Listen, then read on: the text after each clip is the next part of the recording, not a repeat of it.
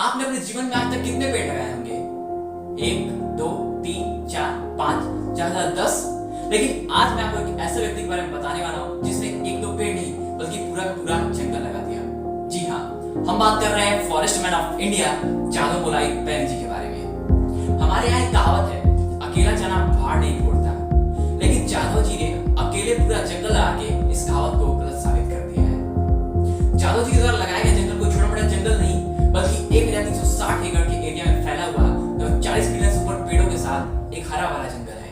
और ये जंगल royal Bengal tiger से लेकर वन हॉर्न राइनोसोरस तक जैसे जानवरों का घर है। जय हिंद, मैं युवराज सिंह और आज इस वीडियो में हम बात करने वाले हैं forest man of India Jadav Molai Payeng ji के बारे में। चलिए वीडियो को शुरू करते हैं। जादव मोलाई पैंग एक इन्वायरमेंटलिस्ट हैं और जोरहाट के फॉरेस्ट्री वर्कर हैं जिन्हें लोकप्रिय रूप से फॉरेस्ट मैन ऑफ इंडिया के रूप में जाना जाता है। कई दशकों के दौरान उन्होंने ब्रह्मपुत्र नदी के सैंडबार पर पेड़ लगाए और उन्हें जंगल में बदल दिया।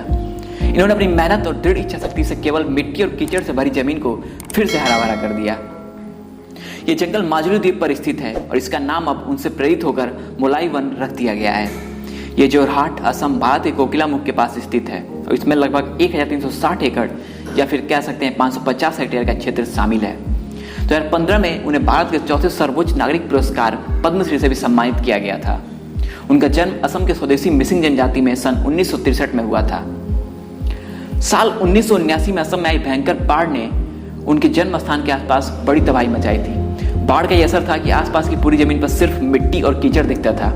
साधारण से दिखने वाले जादव ने अकेले उस खाली जमीन को घने जंगल में बदल दिया। यह उस समय शुरू हुआ जब एक दिन जादव ब्रह्मपुत्र नदी स्थित द्वीप अरुड़ा सपोरी लौट रहे थे। उस समय जादव ने बाली गांव जगन्नाथ बरुआ आर्य विद्यालय से कक्षा 10वीं की परीक्षा दी थी।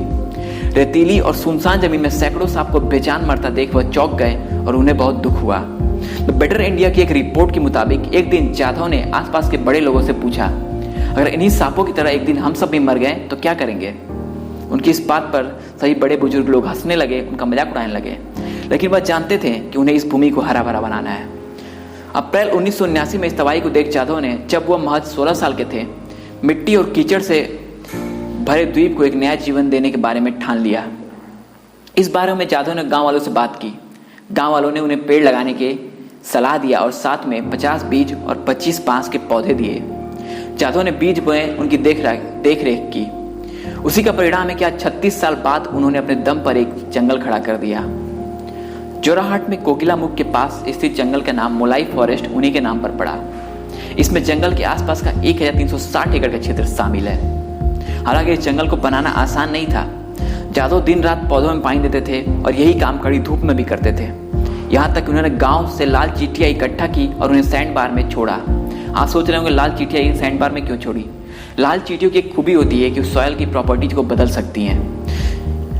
अंत में उन्हें प्रकृति से उपहार मिला और जल्द ही खाली पड़ी जगह पर वनस्पति और जीव जंतुओं की कई श्रेणियां पाई जाने लगी। इनमें लुप्त होने की कगार पर खड़े एक सिंग वाले गैंडे और रॉयल बंगाल टाइगर भी शामिल है। 1360 एकड़ में फैले इस जंगल का आकार न्यूयॉर्क के सेंट्रल पार्क से भी बड़ा है। यह जंगल अब रॉयल बंगाल के बाघों, भारतीय गैंडों, सैकड़ों हिरणों, खरगोशों के साथ साथ लंगूरों, गिद्धों और विभिन्न प्रजातियों के अन्य पक्षियों का आसरा बन चुका है। हजारों वृक्ष हैं जिसमें बांस का जंगल तकरीबन 300 एकड़ में फैला है। 100 हाथियों का झुंड इस जंगल में साल के 6 महीने यहीं बिताता है और आता जाता रहता है। पिछले कुछ सालों में हाथियों के 20 बछड़े यहीं इस जंगल में पैदा हुए हैं। जादव मोलाई का जीवन ही एक संदेश है और हमें बहुत प्रेरित भी करता है। अगर ठान ले जीतने की तो औकात नहीं मुश्किलों की हमें रोकने की। इसी का नतीजा है कि अब जादव की इस कहानी को अमेरिकी स्कूल ब्रिस्टल कनेक्टिविटी के ग्रीन हिल्स स्कूल की कक्षा 6 के पाठ्यक्रम में शामिल किया गया है। ग्रीन हिल्स स्कूल में स्टूडेंट्स जादव पैंग के बारे में उनकी परिस्थिति को एक पाठ के तौर में पढ़ रहे हैं। इसका अहम वजह यह है कि देश की भावी पीढ़ियों को इस तरह के काम के लिए प्रेरित और प्रोत्साहित करना। जादव पैंग को उनकी उपलब्धियों के लिए 22 अप्रैल 2012 को जवाहरलाल नेहरू विश्वविद्यालय के स्कूल ऑफ एनवायरमेंटल साइंसेज द्वारा आयोजित एक सार्वजनिक समारोह में सम्मानित किया गया।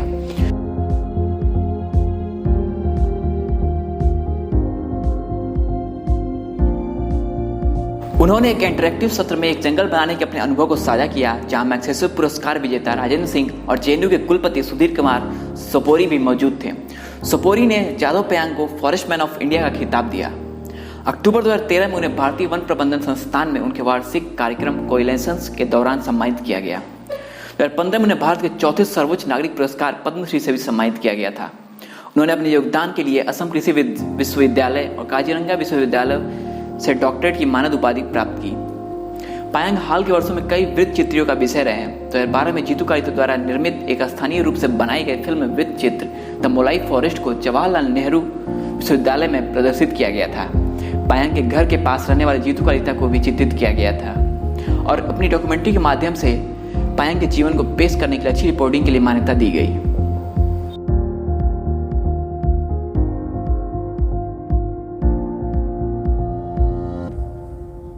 आधुनिकता के जिस दौर में हम रोज हजारों पेड़ों और जंगलों को काट रहे थे, उसी समय भारत के कोने में एक आदमी रोज हजारों पेड़ों को लगा रहा था, उनकी देखभाल करता था और उनको पानी देता था। इस व्यक्ति ने अपनी पढ़ाई लिखाई और घर छोड़ दिया ताकि एक रेतीले मैदान को एक जंगल में तब्दील कर सके।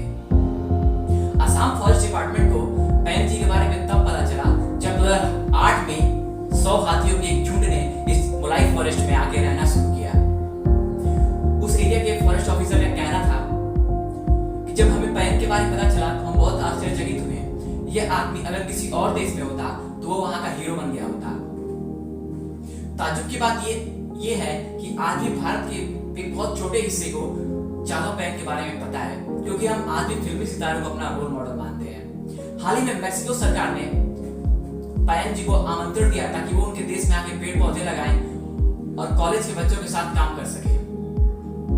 अगर आपको ये वीडियो अच्छी लगी हो तो वीडियो को लाइक कीजिए, शेयर कीजिए, ताकि हम आपके सामने और ऐसी कहानियां ला सके जिसके बारे में आपको ना पता।